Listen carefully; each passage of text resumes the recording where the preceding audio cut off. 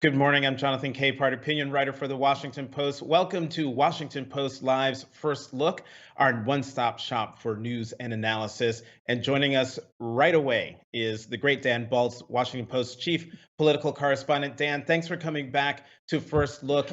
And where do we begin, Dan? This has been an incredible week, and certainly an incredible 9 days, if my math is right. It has been, Jonathan, and words always fail us at moments like this because we've used so many superlatives, if you will, to describe this era of President Trump, which is now drawing to a close. But certainly, for the time from January 6th to where we are today, seems like light years in terms of the impact on the country, the effect on the country, the shocks to the country, and the action by the House this week to impeach Trump for a second time. Well, let's talk about the House. Democrats and Republicans. Let me start with Democrats. There are Democrats who are proactively saying they fear for their safety from fellow lawmakers. One story that I found particularly chilling was from the Boston Globe, where they quoted the chief of staff of Congresswoman Ayanna Pressley, who said that their panic buttons, all of the panic buttons in their office at the Capitol, had been ripped out completely. How concerned should Democratic lawmakers be about their safety in that regard? Jonathan, I don't know the answer to that. I mean, you would have to ask the law enforcement people exactly what the level of threat is, but there's no question that on a personal basis, many of the legislators feel for their safety at this point, and understandably so, given what happened on the 6th with the Mhm. invasion of the Capitol and the fallout from it, and the suspicions that people have that that there were inside operators helping the rioters. So there are so many still unanswered questions, although the reporting that has been done by the Post in particular, but by others as well, in just kind of digging deeper and deeper and deeper into what happened and how it all unfolded, the more we have learned, the more chilling that day has seemed. And so I think that it's understandable that people would feel, I mean, particularly those who were threatened directly, they could hear mobs Mhm. banging on the doors, shooting out windows and things. It's clear that they are in a very precarious position psychologically as a result of that.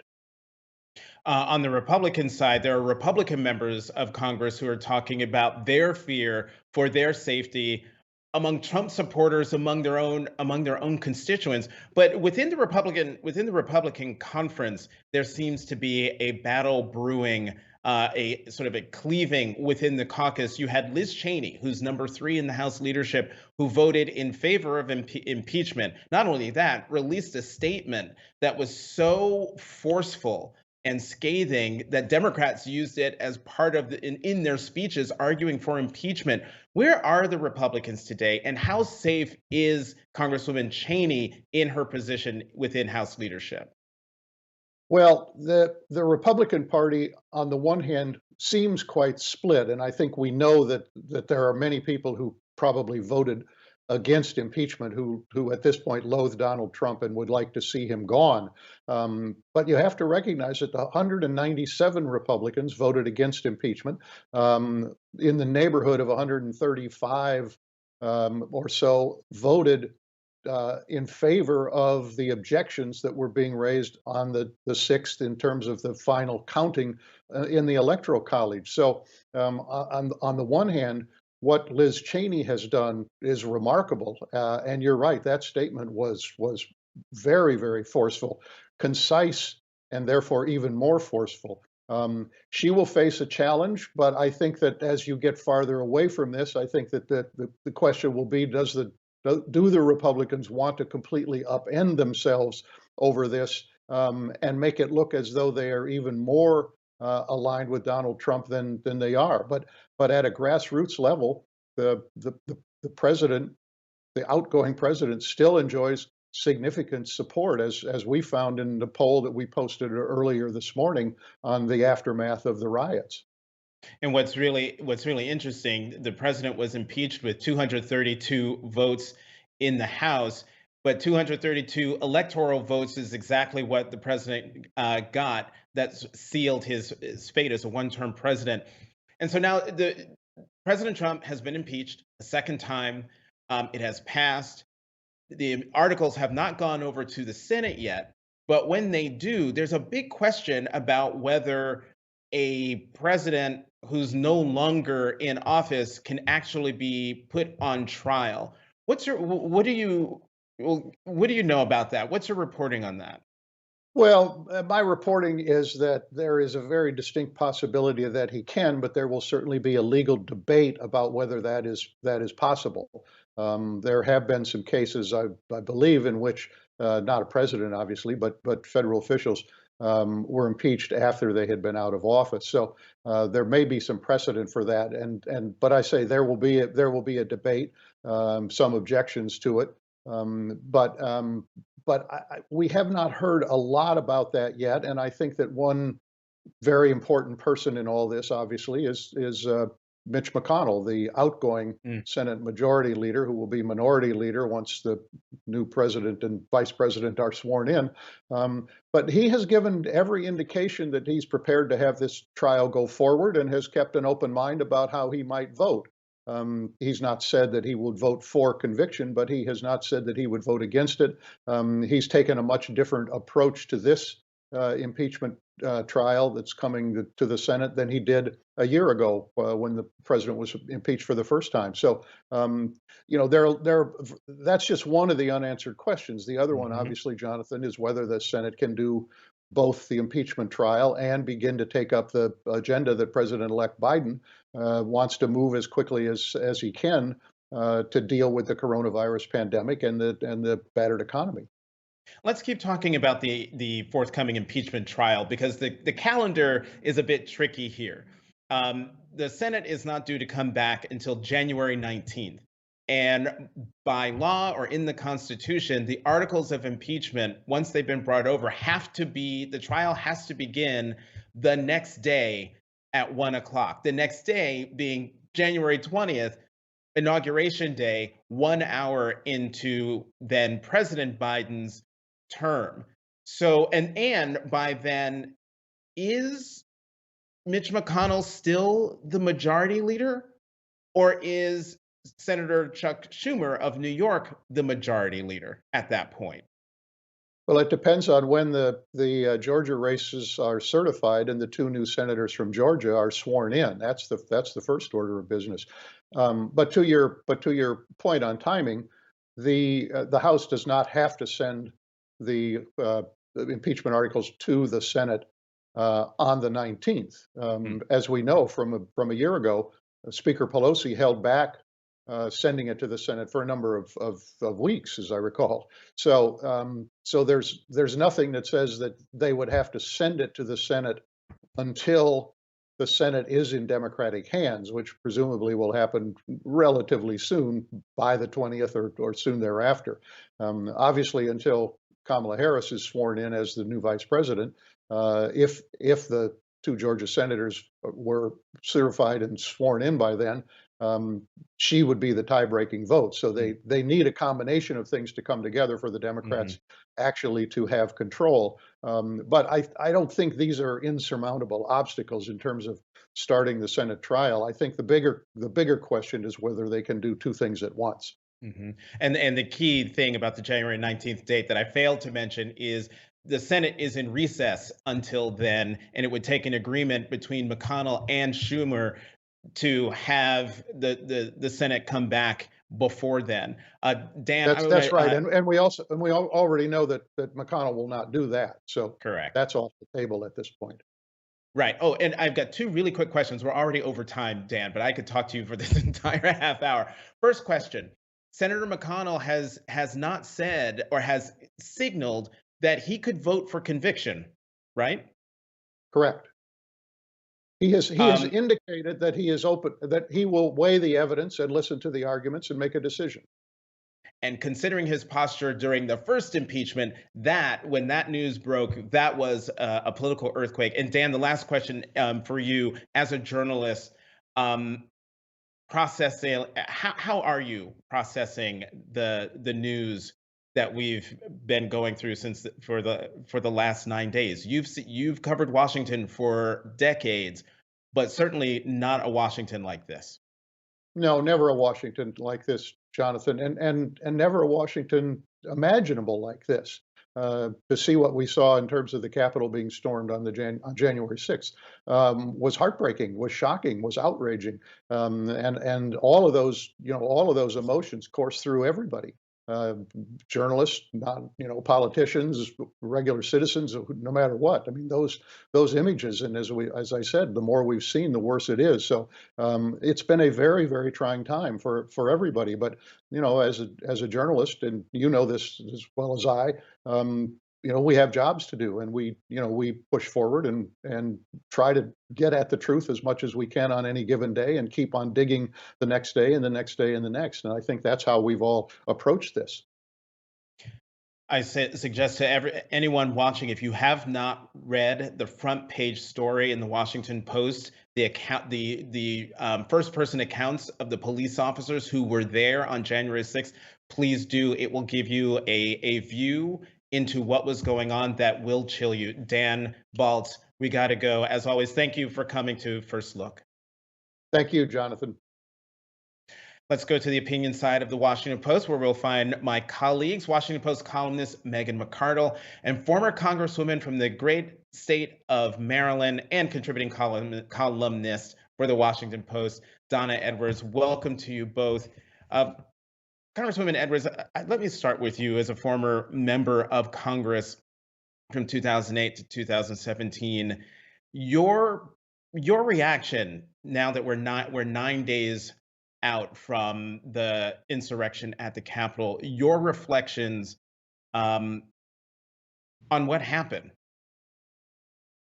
Yeah, Jonathan, I mean, the more I learn both from the reporting, but also from directly speaking with a number of my former colleagues, the more distressed I am. I think that, first of all, what some of them, all of them experienced in terms of being evacuated, hustled through tunnels and corridors, lying in the gallery for quite a period of time, listening to the storming of the Capitol, hearing gunshots outside of the House chamber. It has given me chills. I don't know that I have completely processed it yet because, for example, when I hear from Ayanna Pressley, Congresswoman Pressley, and her staff about the panic buttons being removed. I mean, I know as a member of Congress, I had to use those panic buttons. They were important to the safety of me and my staff in my office. And so I can't imagine their distress. So many young staffers who come to the Capitol are excited about working in Washington and doing, great policy. And there they were huddling under desks and tables and, moving furniture, heavy furniture, because that's the Capitol furniture, in front of those doors. It's hard to know how they got back to work. I mean, I am so in awe of them just going right back to the business of the government, fulfilling their constitutional responsibilities in the face of that kind of terror. And have you spoken to any of your former colleagues in Congress since the 6th? I have. I have. And go ahead. Yeah, I mean, I don't want to go into the details of their, private conversations, but, they are still very concerned about their safety. I think it's the reason that you saw that Speaker Pelosi instituted fines and escalating fines for members of Congress who refused to go through the metal detectors. So there's still a lot of concern about their safety and about them traveling back home through airports, their family members. I mean, all of those things weighing on individual members depending on their personal circumstance. For a number of members, their congressional salary is their salary. They maintain two households, one in Washington and another in their home districts. And that's what they live on. Some other members can afford to go and get their own personal security and all of that, or they live in places where they are, not as accessible. But that's not true for an awful lot of members. When you go back to your district, and I know that I experienced this, even though I was under the protection of the Capitol Police when I was, at the Capitol, when you go back to your district, you're on your own. And so I think that also is what some members are expressing in terms of their concern about their personal safety. Megan, I'm going to get your perspective on all of this, but also, excuse me, the stories, and you walk around Washington, you see the video out of Washington. It is an armed camp. The Capitol is completely sealed off. The reports that are coming in about chatter of extremists coming to Washington, armed protests starting on the 16th or the 17th and lasting through Inauguration Day. And I'm just wondering, there's some folks who are hoping that, by doing that and by having law enforcement on the case and arresting people, pulling them off planes and everything, that will tamp down some of the plans that are out there. But I'm wondering, from your perspective, is the genie out of the bottle, or is it possible to clamp down on the extremism that was on full display on January 6th? Well, there was a great essay on Arc Digital that basically said, the people who have been complaining for 4 years about the deep state and its conspiracy against Donald Trump have now actually attracted the attention of the actual deep state, which is the part that deals with terrorism and has been fighting Islamic terrorism. And when it gets interested in you, your life gets very hard. And so I think that, yes, they can disrupt this in somewhat the way that after the Oklahoma City bombing in 1996, federal authorities paid a lot of attention to domestic right-wing terrorism. And they disrupted what, there were some overreach, but they disrupted the networks that had been forming. And I think that you are going to see something like this. That said, this is a diffuse movement. It's incredibly broad. I think that cutting Donald Trump off from his supporters and the way he was feeding the conspiracy theories, even if he wasn't kind of directly addressing them, he'd become the focal point for these QAnon conspiracy theories and so forth. I think cutting him off, I think, arresting the people who were part of that riot, because those are in kind of definitionally going to be some of the most active and violent people in that movement, that is going to have an effect. But I mean, we should say that a lot of governments have attempted to crack down on domestic insurgencies and found that the strength of the crackdown merely created more martyrs and then formed a recruiting device. And I think that we do have to be careful that some of the things we're doing, and I'm thinking of things like shutting down Parler. It's not a law enforcement action. This was a private company action. Amazon, Apple, Google basically decided they didn't want to do business with Parler, which had been a conservative alternative to Twitter. I get why that happened, but it could easily radicalize a lot of people who were just on Parler kind of complaining about liberals and going about their day normally and not using it to come up with violent conspiracies. That we have to be careful on both the private and the public front about overreach, because as we saw in Iraq, as we saw with the global war on terror, overreach actually can create more enemies than it dispenses with. Congresswoman Edwards, what do you make of that? I mean, the idea that shutting down the platforms where folks were radicalized and where they were making plans, that actually makes things worse. Well, I mean, I think that's part of the argument that members were trying to make about Donald Trump on the House floor, that Republican members were saying that moving forward on impeachment would further anger people. It would make him a martyr. it would create, sort of more of an atmosphere of, potential violence. And I just don't think that is I don't think that's an appropriate response. I think one of the challenges that law enforcement, of course, we know have is that because there is no domestic terrorism law, there are limits to which the FBI and law enforcement can even really take a look at and follow up on what is transpiring on some of these platforms. And so where, for example, if you had, an international terrorism and you have law enforcement having the ability to, to either get warrants or to work with the private companies in terms of monitoring what's going on and then following up those leads, you don't really have that here. And I think that that shows a significant gap that has to be filled immediately. And we're running the risk, of course, that many of these, sort of either loosely formed or connected, we don't know yet, groups are going onto platforms and through mechanisms that are a lot harder to track, even as we move up to inauguration in and around January 20th. Megan, let's shift gears and talk about impeachment.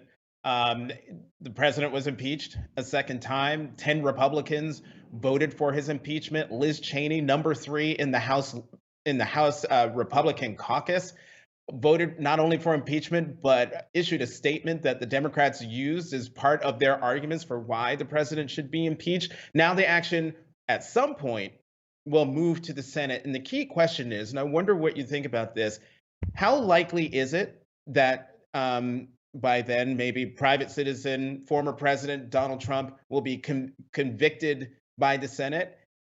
1, 2, who are the 17 Republicans who could possibly do it? And 3, do you think one of them will be Senate Majority Leader Mitch McConnell?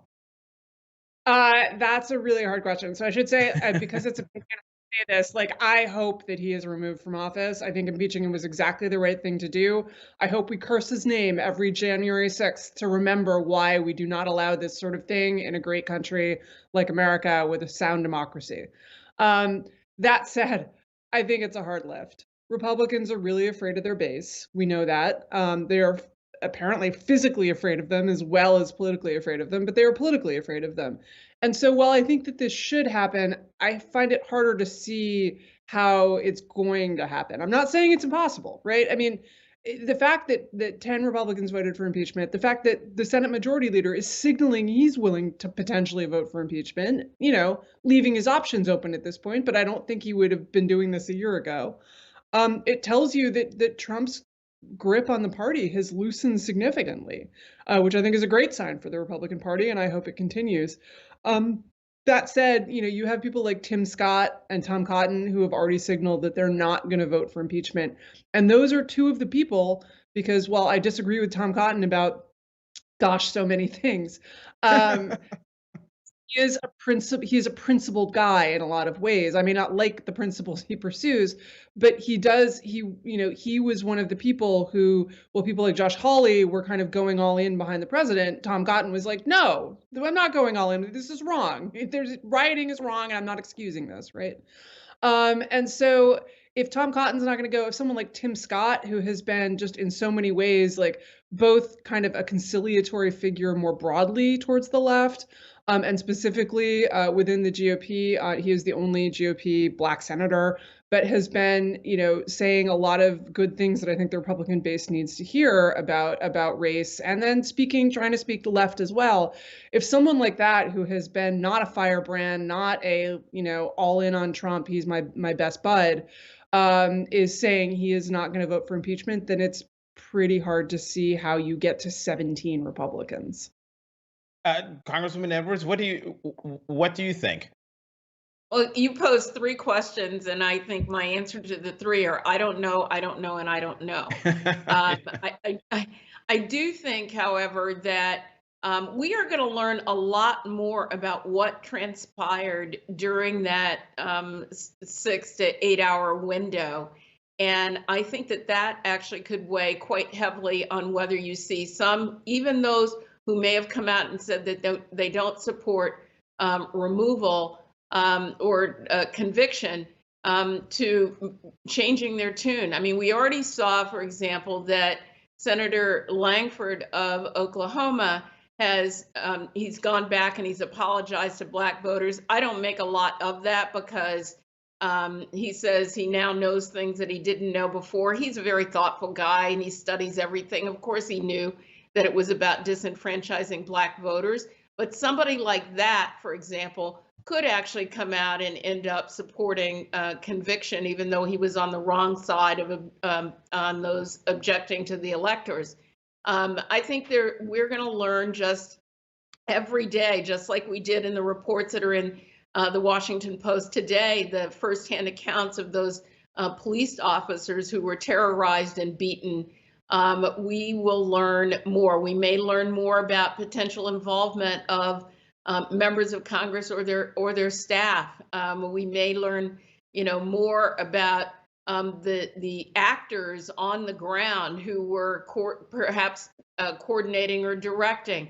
There are still a lot of unanswered questions that actually could lead, by the time we get to a trial, and presenting that evidence could actually lead people toward convictions. But 17 is a heavy lift. Mm-hmm. Kevin McCarthy, House Minority Leader Kevin McCarthy, Congresswoman Edwards. Yeah, what can you say? I know I'm at a loss for words. The question I'm trying to get out is he living in fear right now of the Trump base that stormed the Capitol on the 6th, and or the donors to the party who are making it clear that they're not giving to people who voted in favor of the objections? Well, in the House of Representatives, Kevin McCarthy is the ultimate enabler. He enabled Donald Trump and coddled him all through these 4 years, and certainly in these last days since the critical votes on January 6th and afterwards, he came back to the House floor and voted against these objections. And so I think, or for the objections. And so I think that Kevin McCarthy is trying to play it both ways. He's trying to have his cake and eat it too. And I don't think that that is sustainable. It's not sustainable for Republican donors, especially those corporate donors that they depend on so much. And it's not sustainable even within his own caucus, because the farther he gets away to being in the middle and, creating this sort of, fake unity, the angrier the Freedom Caucus gets. And so I don't know. I mean, I always thought at the end of the day, in whatever the revival of the Republican Party is, Liz Cheney is going to be the leader of that party in the House. Oh, Megan, what do you think of that? That Liz Cheney be the leader of the party in the House, and your thoughts on Kevin McCarthy, if you have any. I certainly admire Cheney's brave stand and think that it is correct, morally, ethically, and also even politically for the long term. And my most recent column says, Republicans, you are going to have to make a gesture, and that gesture is going to make your base angry. And there's no way around that. You cannot win elections outside of kind of a rump party in the House. You cannot hold power if you are seen as not understanding that something bad happened last Wednesday and that we need to make sure it never happens again. I think the fastest, easiest, and most even politically expeditious way is to throw Trump to the wolves, as he deserves to be thrown. The Republican Party disagrees with me because they're terrified of their base, but I think in the long term, there is no way back to power that does not involve making that base at least angry for a while. That said, the base isn't going away. 74 million people voted Donald Trump, despite everything we have seen for the past 4 years. And so any kind of fantasy that somehow we just don't have to take into account what they want, that's not a realistic model for American politics. They are going to be there. They're going to be angry. They are going to have to be negotiated with. That does not mean that we should excuse the rioting, let it happen and so forth. But it does mean that I'm not really sure that there is a viable Republican Party that Liz Cheney is the head of, even though, this is like my dream world if that were true. And to put a finer point on what you just said, Megan, not only did President Trump get 74 million votes, let's keep in mind, and to your point, despite everything that he did, that's 10 million more votes than he got in 2016. So it's sort of an exclamation point on what you just said. Let us point out, in the middle of Yes. that he completely bungled, right? If he had not completely bungled the pandemic, I think he would probably still be president, right? I mean, we would be preparing for the second Trump inauguration. That's how loyal this base is, and that is just a force that has to be reckoned with. Although but I do hope that once he's off, once he is, I mean, this is why I think Mitch McConnell is like nuts. Throw the guy under the bus already, because if they do, it allows them to recreate themselves. And I'm not saying that they're going to have to ignore that base, but of that 74 million, and I think it is strong, it's 30 million strong in that sort of solid core. Never going to vote for anybody else. Many of them probably didn't vote, 10 years ago. But the McConnells of the world are going to have to recreate a base with that 35 million that's left over from the 74. And I think the way that they can do that is to dispose of Donald Trump right now. And with that, we have gone overtime. We should call this First Look Overtime. One, I want to thank you both, Megan and Congressman Edwards, for Donna, for being here.